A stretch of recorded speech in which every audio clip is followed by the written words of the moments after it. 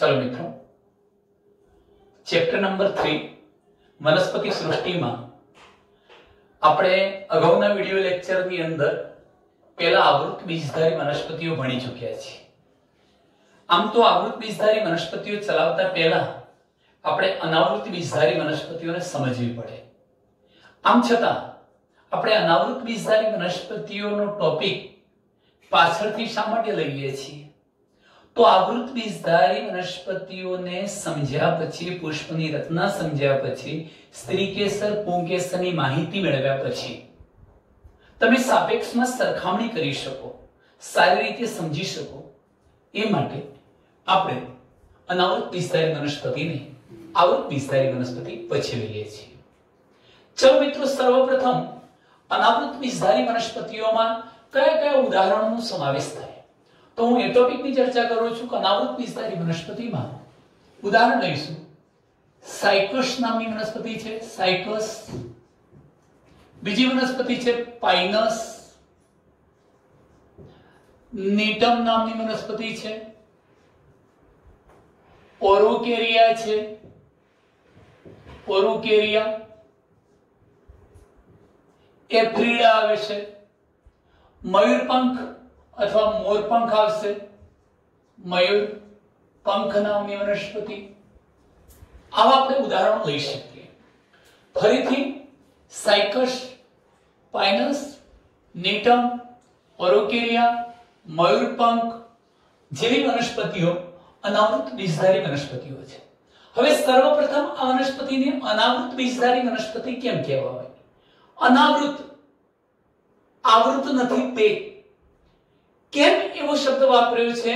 તો મિત્રો એના જે અંડક છે, અંડક એ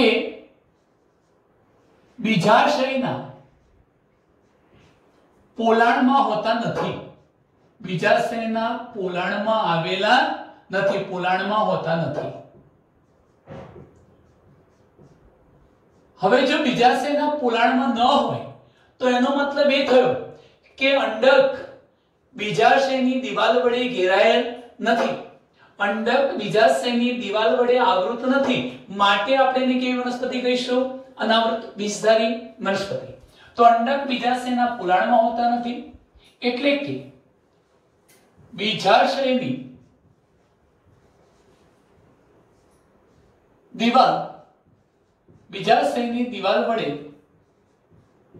આવૃત નથી અને તેથી જ આપણે એને અનાવૃત બીજધારી વનસ્પતિ અથવા એને નગ્ન બીજધારી વનસ્પતિ તરીકે પણ ઓળખીશું।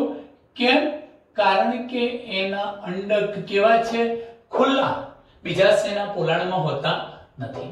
મિત્રો, બીજી રીતે કહેવું હોય તો આપણે એક સરળ શબ્દ એ પણ લખી શકીએ કે જો આવૃત બીજધારી વનસ્પતિ હોત તો બીજાશયના પોલાણની અંદર અંડક હતા, ફલન પામીને જો અંડક બીજમાં ફેરવાય તો બીજાશય ફળમાં ફેરવાવાનું, એટલે બીજની ફરતે બીજાવરણ ઉપરાંત ફલાવરણ પણ હોય તો આવૃત, પણ બીજની ફરતે ફળનું ફલાવરણ ન હોય એટલે કે બીજ ફલાવરણ વડે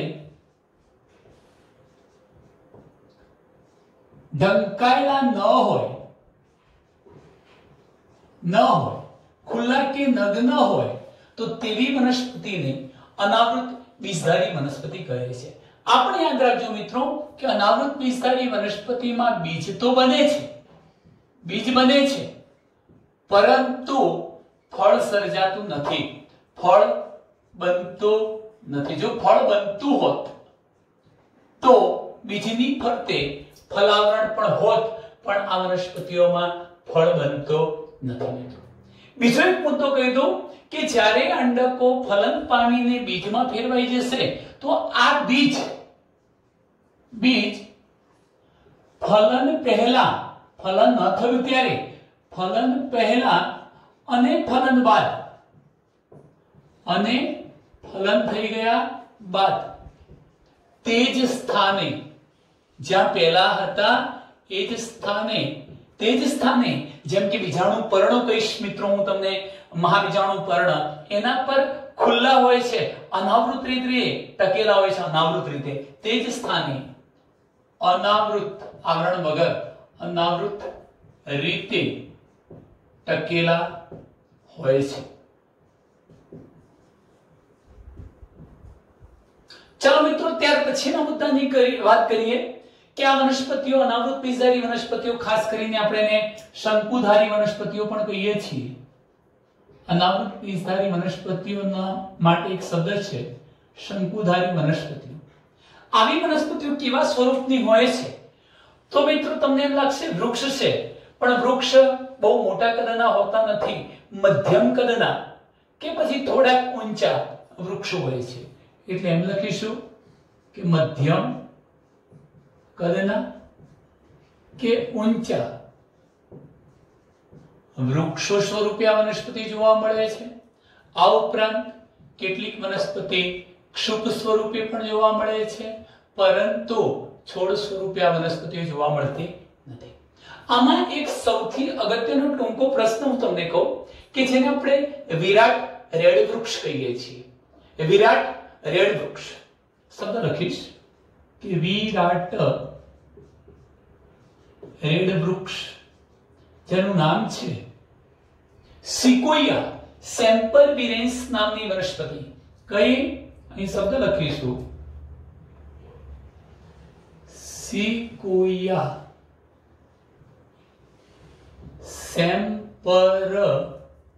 સેમ્પરવિરેન્સ નામની આ જે વનસ્પતિ છે એ સૌથી ઊંચી અનાવૃત બીજધારી વનસ્પતિ છે. સૌથી ઊંચી અનાવૃત બીજધારી વનસ્પતિ છે, જેની ઊંચાઈ આશરે લગભગ 400 ફૂટની આસપાસ હોય છે. વિરાટ રેડ વૃક્ષ તરીકે ઓળખાતી સિકોયા સેમ્પરવિરેન્સ નામની વનસ્પતિ સૌથી ઊંચી અનાવૃત બીજધારી વનસ્પતિ છે, જેની ઊંચાઈ લગભગ 400 ફૂટની આસપાસ હોય છે. મિત્રો હવે આ અનાવૃત બીજધારી વનસ્પતિમાં ખાસ કરીને સોટી મૂળ જોવા મળતા હોય છે, તંતુ મૂળ હોતા નથી. તો આ વનસ્પતિઓમાં મૂળ કેવા? તો આ વનસ્પતિઓમાં કેવા મૂળ જોવા મળે છે? સોટી મૂળ જોવા મળે છે. હવે આ જે સોટી મૂળ જોવા મળે છે મિત્રો, એ શાખિત હોઈ શકે અથવા તો અશાખિત હોઈ શકે. અને ખાસ કરીને તમને કહી દઉં, કેટલીક પાઇનસ જેવી જે વનસ્પતિ છે, મારે આ પણ શબ્દ કહેવો છે કે આ વનસ્પતિમાં સોટી મૂળ આવેલા છે. અને અહીંયા ઉદાહરણ તરીકે હું લખું છું કે પાઇનસ જેવી વનસ્પતિમાં એનું જે સોટી મૂળ હતું એ સોટી મૂળ ફૂગ સાથે સહજીવન ગાળે છે, અને જે રચના બને છે એ રચનાને આપણે કવક મૂળ કહીશું. કેવું નામ આપીશું? કવક મૂળ તરીકે ઓળખાવીશું. તો સ્પાઇનસ જેવી વનસ્પતિમાં સોટી મૂળ ફૂગ સાથે સહવાસ ગુજારીને કવક મૂળ તરીકે ઓળખાતી મિત્રો રચના બનાવે છે. અહીંયા જે કવક મૂળ તરીકે ઓળખાતી રચના છે એના માટે બીજો એક શબ્દ કેવો હોય તો તમે કહી શકો માઇકોરાઇઝા. માઇકોરાઇઝા. પરસ્પર બંનેને ફાયદો થવાનો છે, ફૂગને પોષણ મળવાનું છે, વસવાટ સ્થાન મળવાનું છે, અને જે મૂળ હતું એ મૂળને ખનિજ પોષક તત્વોનું શોષણ કરવામાં આ ફૂગ મદદરૂપ થવાની છે. તો પાઇનસ જેવી વનસ્પતિના મૂળ સાથે સોટી મૂળ સાથે ફૂગનો સહવાસ હોય છે, આપણે એને કવક મૂળ કહીએ છીએ. સાયકસમાં થોડીક રચના અલગ છે મિત્રો. સાયકસમાં નાના વિશેષિત મૂળ આવેલા છે, જેને આપણે પ્રવાળ મૂળ કહીશું. કોનામાં? સાયકસમાં. એક બીજો શબ્દ લખીશું, સાયકસ નામની અનાવૃત બીજધારી વનસ્પતિમાં પ્રવાળ મૂળ જોવા મળે. પ્રવાળ મૂળનો મતલબ એવો થયો કે એની જે શાખાઓ છે એ બિલકુલ ઝીણી નાની હોય છે, અને એ ઝીણી શાખાઓ પર નાઇટ્રોજન સ્થાપન કરતા નાઇટ્રોજન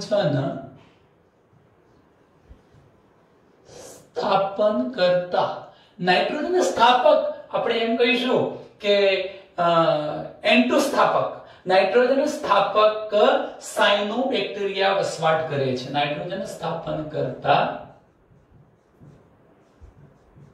સાયનોબેક્ટેરિયા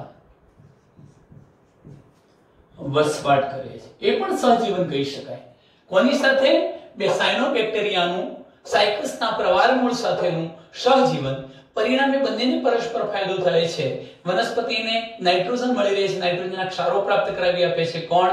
સાયનોબેક્ટેરિયા. તો મિત્રો હવે પછીના મુદ્દામાં જો આ મૂળની વાત કરી પછી આપણે પ્રકાંડની વાત કરીએ છીએ તો અનાવૃત બીજધારી વનસ્પતિઓમાં જોવા મળતા પ્રકાંડ શાખિત પણ હોઈ શકે, શાખિત કે પછી કેટલીક વનસ્પતિમાં અશાખિત પ્રકાંડ પણ જોવા મળે છે. પ્રકાંડની વાત કરું છું, અશાખિત અને શાખિત બંને પ્રકારના હોઈ શકે, પરંતુ અશાખિત પ્રકાંડ ખાસ કરીને સાયકસ જેવી વનસ્પતિઓમાં જોવા મળે. તો સાયકસમાં અશાખિત પ્રકાંડ જોવા મળે છે. સાયકસમાં અશાખિત પ્રકાંડ જોવા મળે છે અને શાખિત એટલે કે એના પ્રકાંડ પર નાની મોટી શાખાઓ આવેલી હોય. આમાં તો શું થવાનું? સાયકસની અંદર નાની મોટી શાખાઓ હોતી નથી, પ્રકાંડ એકદમ સ્ટ્રેટ સીધું હોય છે, ટટર હોય છે. પરંતુ અહીંયા જોજો કે જેનું પ્રકાંડ શાખિત છે એવી પાઇનસ અને સિડ્રસ જેવી જે વનસ્પતિઓ છે, લખું છું અહીંયા શબ્દો કે પાઇનસ અને બીજી વનસ્પતિ છે સિડ્રસ. આવી અનાવૃત બીજધારી વનસ્પતિઓમાં પ્રકાંડ શાખિત હોય છે, ટટ્ટર તો હોય છે પણ એ પ્રકાંડ પર નાની મોટી શાખાઓ આવેલી હોય છે. તો પ્રકાંડ કેવું હોય છે? શાખિત કાં તો અશાખિત. હવે આપણે પર્ણોની વાત કરીએ મિત્રો, તો પર્ણો સાદા હોય કાં તો સંયુક્ત હોઈ શકે. એટલે અહીંયા એક બીજા નંબરનો મુદ્દો લખીશું. અનાવૃત બીજધારી વનસ્પતિમાં પર્ણો સાદાનો મતલબ એક જ પર્ણપત્ર હોય, પર્ણપત્ર પર્ણિકાઓમાં વહેંચાયેલું ના હોય. કાં તો કેટલીક વનસ્પતિ એવી છે કે જેમાં સંયુક્ત પર્ણ જોવા મળે. સંયુક્ત પર્ણનો મતલબ પર્ણિકાઓમાં પર્ણપત્ર વહેંચાઈ ગયું હશે. એટલે પર્ણપત્ર નું વિભેદન શામાં થઈ ગયું હોય? પર્ણિકામાં. પર્ણિકા ધરાવતા પર્ણને આપણે કેવા પ્રકારનું પર્ણ કહીશું? સંયુક્ત પર્ણ. સાયકસમાં પિંછાકાર પક્ષવત પર્ણો જોવા મળે છે. હવે પિંછાકાર પક્ષવત એટલે જોજો, સાયકસમાં પિંછાકાર માટે બીજો શબ્દ છે પક્ષવત પર્ણો જોવા મળે છે. મુખ્ય ધરીની આસપાસ પર્ણિકાઓ ગોઠવાયેલી તમને દેખાશે. સાયકસમાં પિંછાકાર અથવા પક્ષવત પર્ણો જોવા મળે છે અને થોડા વર્ષો સુધી એ માતૃ વનસ્પતિ સાથે જોડાયેલા રહે છે મિત્રો. પછી ઓટોમેટિક એ ખરી પડવાના. જેમ જેમ નીચેના પર્ણો સુકાતા જવાના તેમ તેમ એ પર્ણો ખરી જવાના. સૌથી મહત્વનો મુદ્દો કે આ જે અનાવૃત બીજધારી વનસ્પતિઓ છે, અનાવૃત બીજધારી વનસ્પતિઓમાં જોવા મળતા જે પર્ણો છે એ સામાન્ય રીતે સોય જેવા પણ હોય. શંકુધારી વનસ્પતિમાં સોય જેવા. એનો મતલબ એવો થયો કે ખાસ કરીને એ વધુ પડતો ભેજ હોય, પવન હોય, વરસાદ હોય,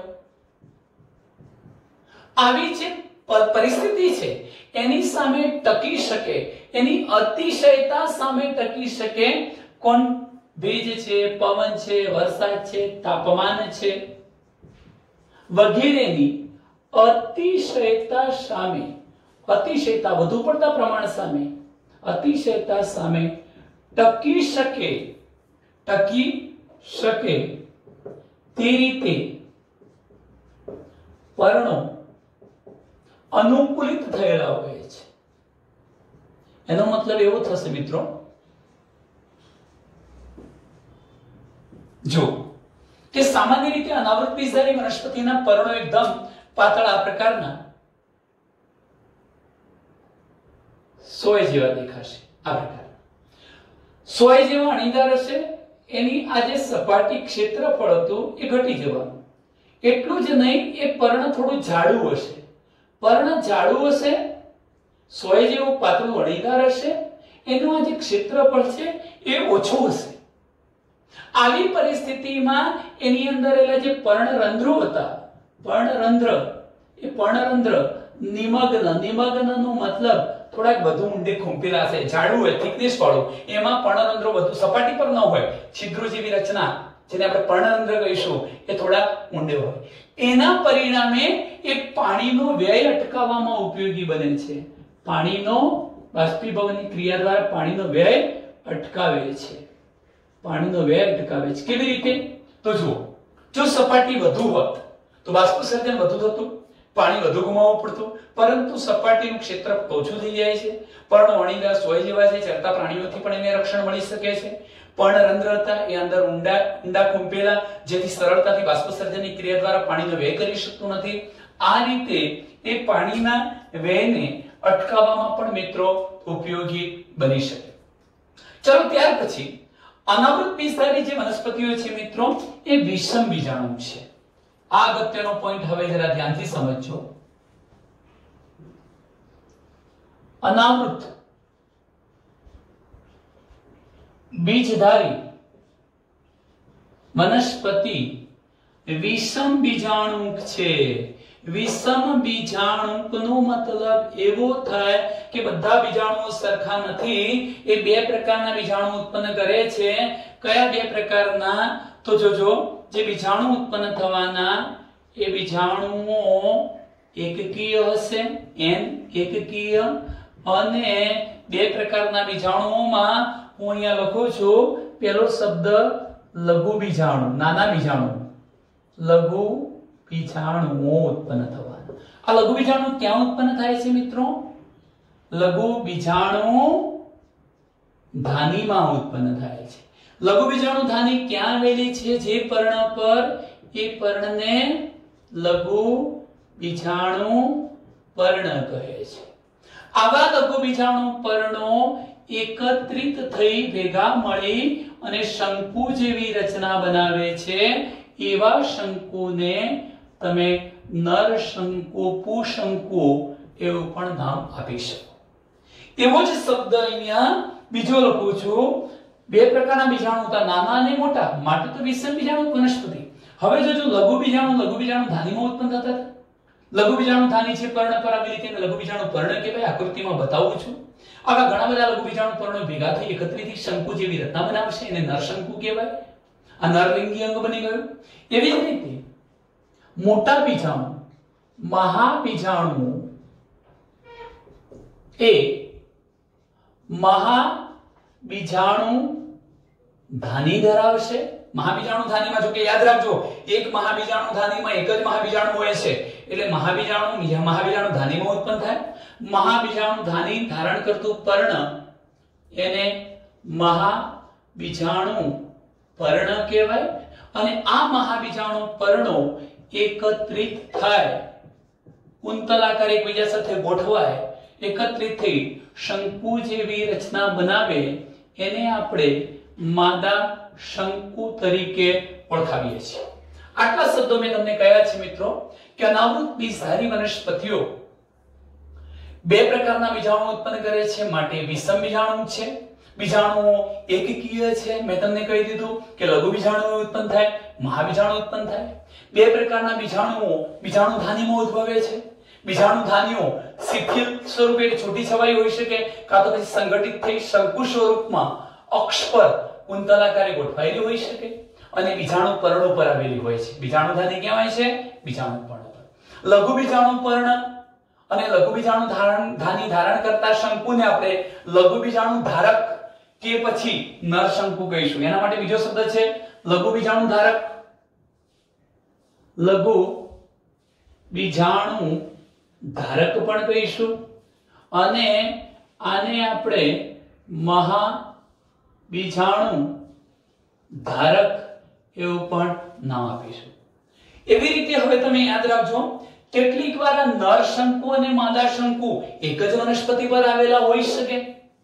કાં તો પછી નર અને માદા જે શંકુ હતા મિત્રો એ અલગ અલગ વનસ્પતિ પર પણ આવેલા હોઈ શકે, એટલે નર અને માદા શંકુ એક જ વૃક્ષ પર ઉદ્ભવી શકે. પાઇનસ જેવી વનસ્પતિમાં નર અને માદા શંકુ એક જ વનસ્પતિ પર ઉદ્ભવે એવું ઉદાહરણ છે પાઇનસ નામની વનસ્પતિ. જ્યારે નર અને માદા શંકુઓ અલગ અલગ વનસ્પતિઓ પર, જેમ કે નર વનસ્પતિ અને માદા વનસ્પતિ અલગ અલગ વનસ્પતિ પર ઉદ્ભવે એવું સામા જોવા મળે છે? સાયકસમાં જોવા મળે છે. આટલા મુદ્દા મહત્વના છે કે અનાવૃત બીજધારી વનસ્પતિ વિષમ બીજાણુ છે, એટલે બે પ્રકારના બીજાણુ ઉત્પન્ન કરે છે. કયા કયા બે પ્રકારના બીજાણુ? તો એક શબ્દ છે નાના બીજાણુ, લઘુ બીજાણુ, જેની સરખામણી પરાગરજ સાથે કરી શકાય. એ લઘુ બીજાણુ ધાનીમાં ઉત્પન્ન થાય. લઘુ બીજાણુ ધાની ધારણ કરતું પર્ણ લઘુ બીજાણુ પર્ણ કહેવાય. આવા ઘણા બધા લઘુ બીજાણુ પર્ણો એકત્રિતથી શંકુ બનાવે, નર શંકુ અથવા લઘુ બીજાણુ ધારક કહેવાય. એવી રીતે મહાબીજાણુ જેની સરખામણી અંડક સાથે કરી શકો, અંડક જ છે આ. મહાબીજાણુ ધાનીમાં ઉત્પન્ન થાય. મહાબીજાણુ ધાની ધરાવતું પર્ણ મહાબીજાણુ પર્ણ કહેવાય. તેઓ એકત્રિતથી શંકુ બનાવે અને માદા શંકુ અથવા મહાબીજાણુ ધારક કહેવાય. એ પણ મેં કહ્યું કે નર શંકુ અને માદા શંકુ કાં તો એક જ વનસ્પતિ પર આવેલા હોય તો એવું ઉદાહરણ છે પાઇનસ નામની વનસ્પતિ, અને નર અને માદા અલગ અલગ વનસ્પતિ પર આવેલા હોય તેવું ઉદાહરણ છે મિત્રો સાયકસ. ફરી કહી દઉં છું કે સાયકસમાં નર શંકુ એટલે લઘુ બીજાણુ પર્ણ ધરાવતો શંકુ અને માદા શંકુ એટલે મહાબીજાણુ પર્ણ ધરાવતો શંકુ જુદા જુદા વૃક્ષ પર આવેલો હોય છે. હવે હું આગળની રચનાઓ તમને સમજાવું એ પહેલા એક આકૃતિ દોરું છું. આકૃતિને આધીન આપણે આ ઘટનાને સમજવા પ્રયત્ન કરીએ છીએ મિત્રો. જરા અહીં ધ્યાન રાખશો. હું સર્વપ્રથમ તો એક અનાવૃત બીજધારી વનસ્પતિને અહીંયા દોરી રહ્યો છું.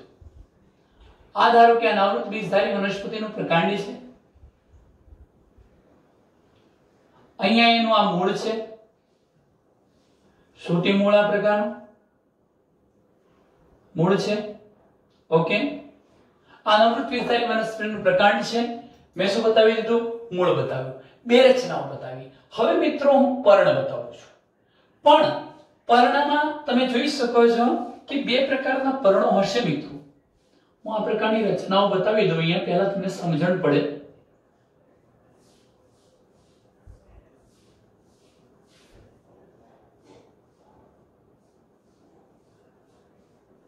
મેં તમને કહ્યું એમ 100 જેવા પણ પર્ણો હોય છે મિત્રો, એ બતાવું છું. જોજો, જેમ કે આ જે પર્ણો છે બધા 100 જેવા પાતળા આ પ્રકારના પર્ણો છે.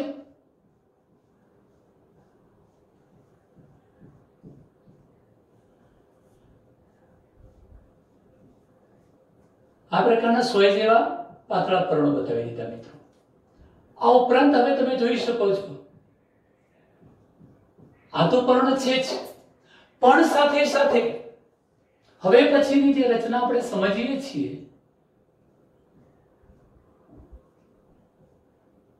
જો હું અહીંયા શું રચના બતાવું છું, મારે એક આ પ્રકારની અહીંયા રચના બતાવવી છે.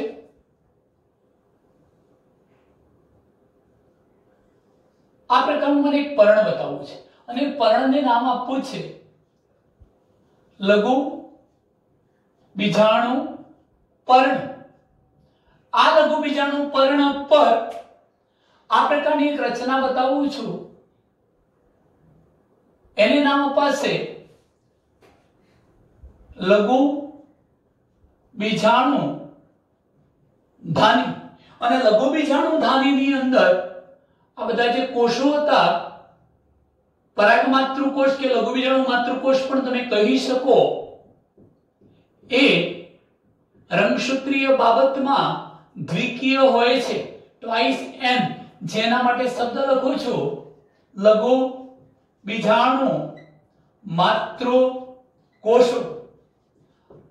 આ લઘુ બીજાણુ માતૃકોષ શું કરશે?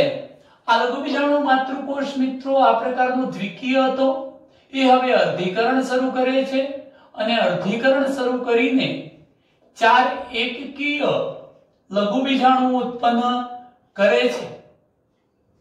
એ પણ યાદ રાખજો કે અહીંયા ઉત્પન્ન થતા જે લઘુબીજાણુઓ છે ઓછા હોય છે.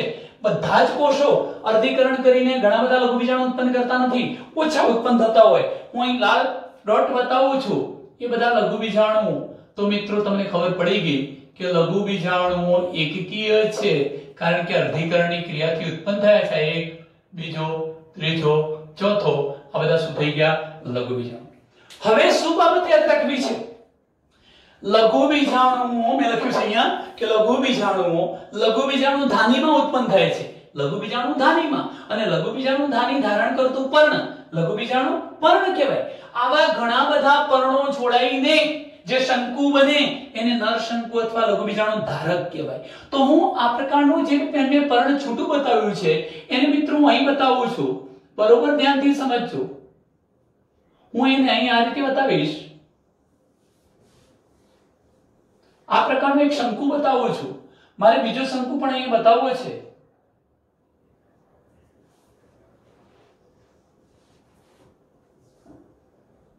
અહીં હું બીજો શંકુ બતાવીશ. ચાલો હવે જોજો. આ એક પર્ણ હતું, જેમ કે આ રહ્યું, આ એક પર્ણ છે. બીજું પર્ણ, ત્રીજું, ચોથું પર્ણ, પાંચમું, છઠ્ઠું પર્ણ. એ રીતે ઘણા બધા લઘુબીજાણુ પર્ણો એકબીજા સાથે જોડાઈ જઈને શંકુ જેવી રચના બનાવે છે. એવા શંકુને આપણે કયો શંકુ કહીશું? નર શંકુ.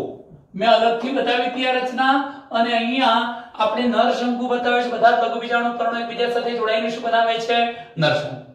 હવે મારે મહત્વની એક બીજી બાબત તમને બતાવી છે મિત્રો. માદા શંકુ બતાવવો છે, જેને આપણે આ પ્રકારે બતાવી શકીએ. માદા પર્ણો અક્ષ પર કેવી રીતે ગોઠવાયેલા છે તમે જોઈ શકો છો. અક્ષ છે, એના પર હું આ પ્રકારની રચના બતાવું છું. આ એક મહાબીજાણુ પર્ણ થયું, બીજું મહાબીજાણુ પર્ણ, ત્રીજું, ચોથું મહાબીજાણુ પર્ણ. એ રીતે મેં અહીંયા મહાબીજાણુ પર્ણો બતાવ્યા છે, લગભગ 6 જેટલા મહાબીજાણુ પર્ણો બતાવ્યા છે. આને આપણે નામ આપી દઈશું મહાબીજાણુ પર્ણ. હવે જો આ મહાબીજાણુ પર્ણ હોય મિત્રો, તો મહાબીજાણુ પર્ણ પર ખુલ્લી મહાબીજાણુ ધાની આવેલી છે. આ ખુલ્લી મહાબીજાણુ ધાની એટલે જ એનું અંડક ખુલ્લા છે. બીજા શેના પોલાણમાં નથી, અંડકો ખુલ્લા છે. હા, એ પણ કહી દઉં કે એની અંદર આ મહાબીજાણુ એક જ આવેલો છે. એક મહાબીજાણુ બતાવી દીધો. તો તમે જોઈ શકો છો કે મહાબીજાણુ ધાનીમાં મહાબીજાણુ આવેલો છે. મહાબીજાણુ આ બ્લુ પેન થી બતાવ્યો એ કોણ છે મિત્રો? મહાબીજાણુ છે. મહાબીજાણુ, મહાબીજાણુ ધરાવતી ધાની, મહાબીજાણુ ધાની, અને મહાબીજાણુ ધાની ધરાવતું પર્ણ મહાબીજાણુ પર્ણ કહેવાય. આવા ઘણા મહાબીજાણુ પર્ણો આ 1 2 3 4 5 6 આ રીતે પણ ગોઠવાઈ શકે. અને આ મહાબીજાણુ પર્ણો સંગઠિત થાય એકબીજા સાથે. મેં બતાવી હતી આગળ રચના. આ પ્રકારે એકબીજા સાથે સંગઠિત થઈ અને શંકુ જેવી રચના પણ બનાવે. અને ત્યારે મિત્રો આપણે એ શંકુને નામ આપી દઈએ છીએ માદા શંકુ. આ કયો શંકુ થઈ ગયો? માદા શંકુ. હવે તમને આ આઈડિયા આવી ગયો હશે. મેં શું કર્યું છે? એક જ વનસ્પતિ પર નર અને માદા શંકુ બતાવ્યો છે. તો એક જ વનસ્પતિ પર નર અને માદા શંકુ ઉદ્ભવે પાઇનસમાં. પણ સાયકસ ની અંદર નર શંકુ ધરાવતી વનસ્પતિ અલગ માદા શંકુ ધરાવતી વનસ્પતિ પણ કેવી હશે સાયકસની? અલગ. ટૂંકમાં નર અને માદા વનસ્પતિ અલગ અલગ હશે અને અહીંયા નર અને માદા વનસ્પતિ એક જ હશે. હવે મિત્રો મહત્વનો પોઈન્ટ શું છે? આ બાબત યાદ રાખજો કે મેં તમને કહી દીધું કે પ્રદેહના એકમાત્ર કોષમાંથી મહાબીજાણુ વિભેદિત થાય જે પ્રદેહનું આવરણ ધરાવશે. આનો મતલબ શું થાય? પ્રદેહના એકમાત્ર કોષમાંથી, હવે હું તમને આ રીતના બતાવું છું, આ મહાબીજાણુ એટલે જ અંડક. હવે જો આની રચના બતાવું છું તો આ પ્રકારની આપણે રચના દોરી શકીએ. હું દોરીશ આ પ્રકારની રચના. આ યાદ રાખવા જેવી બાબત છે કે ઉર્ધ્વમુખી અંડક હોય છે એટલો મતલબ છિદ્ર ઉપર હોય છે. અંડકની ફરતે આવેલા આવરણ અંડકાવરણ થયા એક. આ બીજું અંડકાવરણ થયું.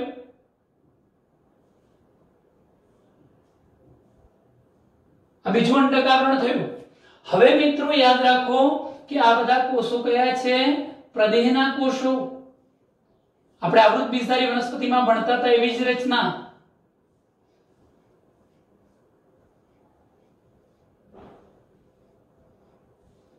આ બધા પ્રદેહના કોષો છે. હવે યાદ શું રાખવાનું છે કે જો આ પ્રદેહ હોય, આ બંને એના અંડક આવરણો છે,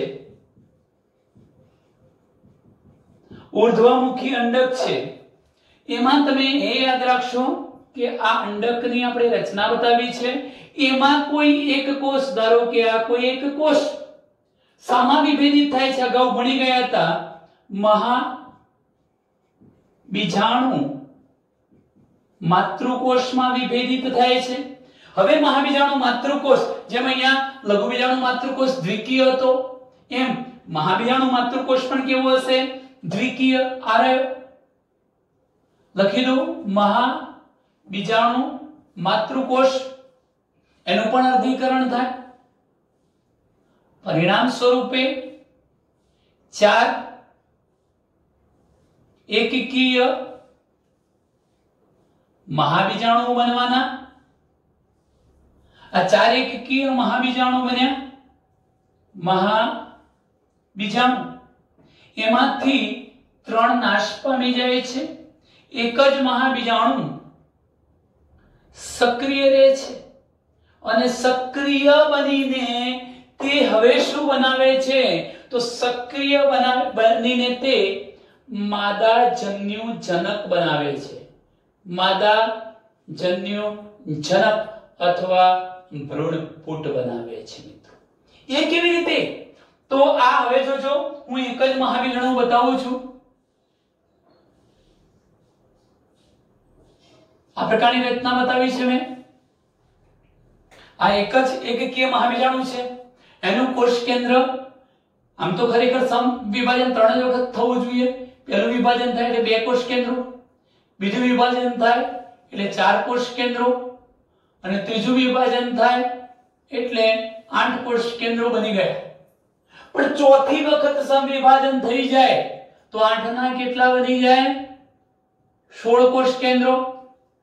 પરિણામે આ જે રચના બની, આ મહાબીજાણુ જે હતો એની અંદર જે ભ્રૂણપુટ બન્યા, એ ભ્રૂણપુટ અથવા માદાજન્યુજનક 2 બન્યા. 1 2 જોજો, આ એક બની રહ્યો છે. 2 અંડ પ્રસાધન, અથવા આ બાજુ બતાવીશું. ચાલો, આ એક અંડકોષ, સહાયક કોષ, સહાયક કોષ. આ એક અંડકોષ, સહાયક કોષ, સહાયક કોષ. 3 પ્રતિધ્રુવ કોષ, 3 પ્રતિધ્રુવ કોષ. દ્વિકીય કોષ કેન્દ્ર, દ્વિકીય કોષ કેન્દ્ર. કેટલા?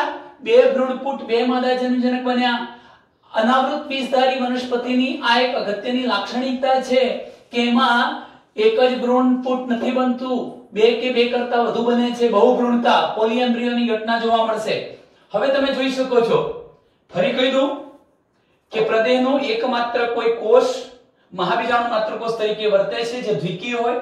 અર્ધીકરણ પામી 4 એકકીય મહાબીજાણુ બનાવે. 3 એકકીય મહાબીજાણુ નાશ પામી ગયા. એક જ એકકીય મહાબીજાણુ સક્રિય રહે છે. એનું એકકીય કોષ કેન્દ્ર 3 વખતની જગ્યાએ 4 વખત વિભાજન પામી જાય છે. પરિણામે જોજો 16 કોષ બન્યા. અંડ પ્રસાધન 1, અંડ પ્રસાધન 2, અથવા આનાથી એવું તો લઈ શકો. તો એનો મતલબ આ પણ અંડકોષ છે, એકકીય અંડકોષ એક થયો, અહીંયા એકકીય અંડકોષ આ બીજો થયો. એક કરતા વધુ અંડકોષની હાજરી જોવા મળે અનાવૃત બીજધારી વનસ્પતિમાં. જરૂરી નથી કે બે હોય, કેટલાકમાં એક પણ હોઈ શકે, પણ એક કરતા વધુ પણ હોય. હવે આ જ રચનાને હું બે ન બતાવતા ખાલી એક જ સાદી રચના બતાવીશ. હવે આપણે આ વિકાસ પામેલી ભ્રૂણપૂટવાળી માદાજન્યુજનક રચનાને હું ઉર્ધ્વમુખી અંડકમાં બતાવું છું. મિત્રો બરોબર ધ્યાનથી સમજજો. એ આકૃતિ અહીંયા હું દોરીશ અથવા અહીં નીચે દોરી શકીએ આપણે. ચાલો અહીં જોઈ શકો છો કે આટલો ભાગ કાઢી ગઈ. અહીંથી જોજો. હવે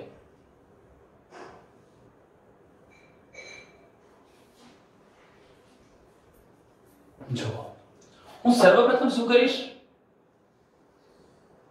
આ પ્રકારનું એક અંડક બતાવું છું. જે અંડક ખરેખર કેવું છે, ઉર્ધ્વમુખી.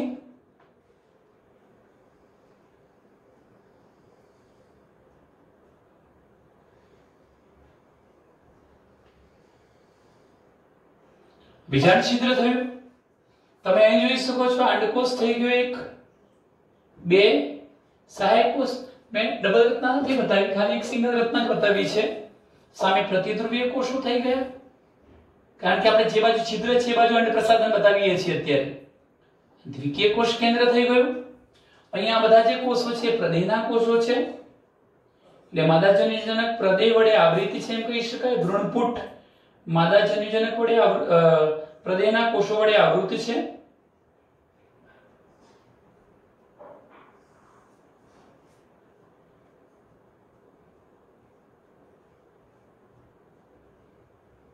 આ બધા જ કોષો થયા પ્રદેહના. હવે શું રચના બને છે જરા અહીં ધ્યાન રાખજો. તમે આ બાબત યાદ રાખશો કે આ અંડક બીજાશયના પોલાણમાં નથી. બીજાશયના પોલાણમાં છે જ નહીં, અંડક ખુલ્લું છે. જેમ હતું એમ આ પર્ણ પર જ્યાં ખુલ્લું હતું એમ જ મેં લખ્યું છે એ વાક્ય કે ફલન પહેલા અને ફલન બાદ તે જ સ્થાને અનાવૃત રીતે ટકેલું રહે છે. એનો મતલબ મિત્રો બરોબર ધ્યાનથી સાંભળો, આ કોણ છે? નરશંકુ. એમાં કોણ આવેલું હતું? લઘુ બીજાણુ પર્ણો, લઘુ બીજાણુ ધાની. એમાં લઘુ બીજાણુ ઉત્પન્ન થયા હતા. આ લઘુ બીજાણુ ઉત્પન્ન થયા એનો મતલબ પરાગરજ ઉત્પન્ન થઈ. આ બધી પરાગરજ છે, આ બધી પરાગરજ છે, પરાગરજ. હવે મિત્રો પરાગરજ અહીં કેવી રીતે આવે છે? સ્ત્રીજન્યુધાની અથવા અંડક સુધી કેવી રીતે પહોંચે છે? પવન દ્વારા. હવે પવન દ્વારા જ્યારે આ પરાગરજ અહીંયા આવવાની, આ પરાગરજ એ વખતે એની અંદર બે કોષ કેન્દ્રો હશે. અગાઉ આપણે સમજી ચૂક્યા છીએ કે પરાગરજનું એકકીય કોષ કેન્દ્ર ખોરાક સંગ્રહ કરી મોટું બનવાનું, વિભાજનની ક્રિયા દ્વારા બે કોષ કેન્દ્ર બનાવશે, વાનસ્પતિક કોષ અને જનન કોષ. હવે એનું અંકુરણ થાય છે, એટલે સર્વપ્રથમ આ અંતર જે આવરણ હતું એ આમ બહાર આવવાનું, અને આપણે પરાગનલિકા કહીશું, અંકુરણ નલિકા. અને અંકુરણ નલિકામાં હવે શું થવાનું? તો આ જે વાનસ્પતિક કોષ હતો એ તો નાશ પામી જવાનો. કેમ? કારણ કે એનું કાર્ય છે અંકુરણ નલિકાની લંબાઈમાં વધારો કરવો. એ કામ પૂરું થઈ જાય, નાશ પામી જાય. આ એકકીય જે જનન કોષ હતો એ જનન કોષ અંકુરણ નલિકામાં ઉતરી આવે છે અને ત્યારબાદ એ વિભાજન પામી બે બનાવે છે, બે નરજન્યુ. આ બે નરજન્યુ બન્યા. આ એક એકકીય, બીજો એક સંવિભાજનની ક્રિયા થઈ હશે, બે નરજન્યુઓ બન્યા.